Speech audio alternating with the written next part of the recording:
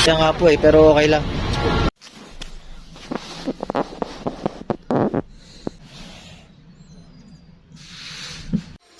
Lalabas sana ako ulit ng mga kosa ngayon eh. Wala na namang ilaw. Ngayon pupunta ako ng dentist kasi papatanggal ko na yung braces ko. Ang pinakamaganda sa lakad ko sa araw na to, yung binatog. Tuturo ko sa yung masarap na binatog. Ako sa tamang ano mo tayo. SM Baguio. Daan lang. Puntang Porta Baguio. Yan ako. 3:30 ang schedule ko eh. Kaya waiting na lang ako. Bye-bye. Alam mo lang ako lang. Focus mo na lang ako. Video ko.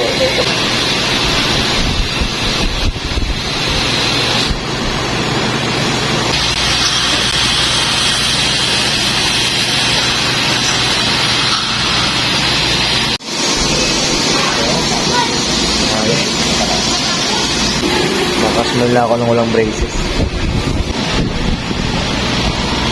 Sukatan na rin ng parang sa retainer. Bali bukas balik ko sa retainer kasi kakagawa lang ng molde kanina. 4 PM daw. Kasi gusto ng warden natin na bumili ng guapol, di ba?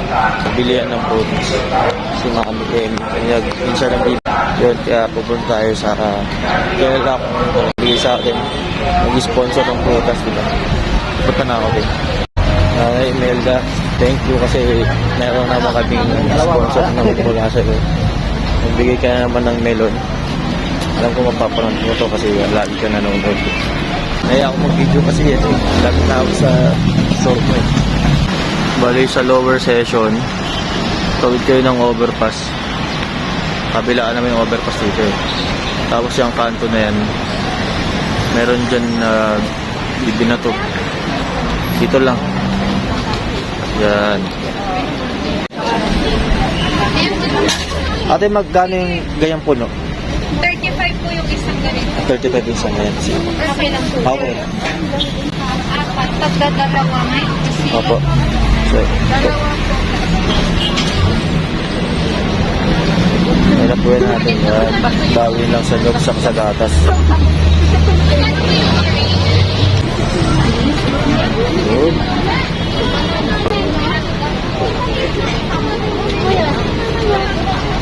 Okay lang ba yung sugar? Marami na nga po pero okay lang.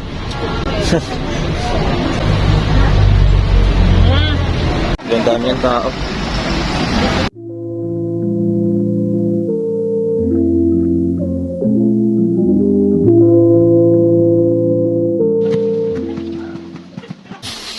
Ito na.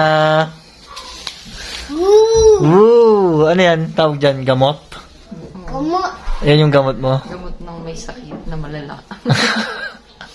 Love you. Grabe yung gatas nito. Grabe yan. Grabe. Ano, gatas na may konting binatog. Awang daw. Pustis. Gandang ngipin mo ah. Ala. Galing na ako.